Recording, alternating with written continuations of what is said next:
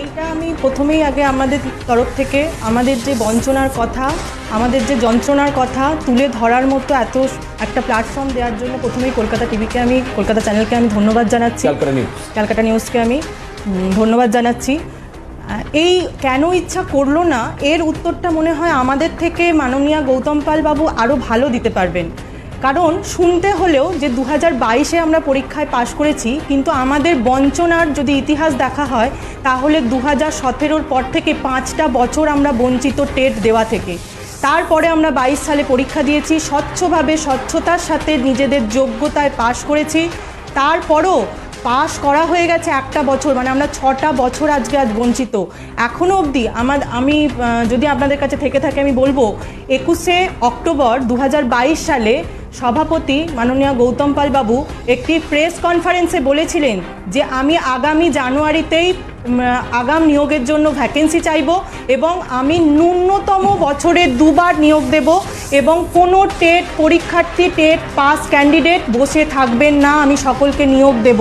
এটা উনি press conference করে বলেছিলেন 2022 সালে। আজকে 2023 পেরিয়ে জানুয়ারি 23-এর শেষ দিকে চলে এসছে, এখনও অবধি আমরা 6টা বছর বঞ্চনার পরও আমাদের কত ভ্যাকেন্সি সেটাই আমরা জানতে পারলাম না। একটি বার ইন্টারভিউ নোটিফিকেশানে দিতে পারলাম না, ইন্টারভিউতে বসার সুযোগ পেলাম না। তারপরও মহা সমারোহ করে আবার অনুষ্ঠিত হচ্ছে 23-এর নতুন টেট। আমরা কেন বারবার প্রত্যেক বছর নতুন টেট দিয়ে যাব, এদিকে নিয়োগ পাবো না? কি করতে চাইছেন? গৌতম পাল বাবুর কাছে আমাদের সমস্ত প্রতিনিধিরা ডজন বার গেছেন, প্রত্যেকটা অফিসে, বিকাশ ভবন থেকে, এপিসি থেকে, শিক্ষামন্ত্রী থেকে, কালীঘাট থেকে, নবান্ন থেকে, প্রত্যেক জায়গায় আধিকারিকদের সাথে দেখা করার জন্য আমরা পথে নেমেছি।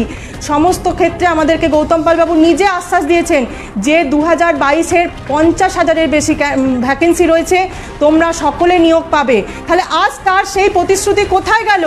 আজ কোনো ভ্যাকেন্সি নিয়োগ না করে, কোনো ভ্যাকেন্সি প্রকাশ না করে, আমাদের নিয়োগ বিজ্ঞপ্তি প্রকাশ না করে উনি নতুন টেটের সমারোহ করে, উৎসব পালন করে টেট নিচ্ছেন। আমরা যে 2022-এ যারা স্বচ্ছতার সাথে টেট পাস করেছি, আজকের দিনটাকে আমরা কালো দিন হিসাবে পালন করি। আজকে আমরা টেটটাকে বয়কট করেছি। এরকম টেট আমরা চাই না যে টেটের নিয়োগ নেই, শুধুমাত্র আইওয়াসের জন্য বছর বছর টেট নেওয়া হোক।